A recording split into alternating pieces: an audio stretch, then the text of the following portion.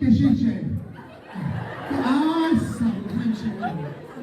Nigula. Burak bir gözler üniversitesi. Sen tabi bilmezsen. Ben buranı çok güzel tanıyorum. Çok güzel təhsili olan, çok güzel savadlı hanımlar var. Bu güzel hanım müəllimələrimizi bir gürültülü almışlar.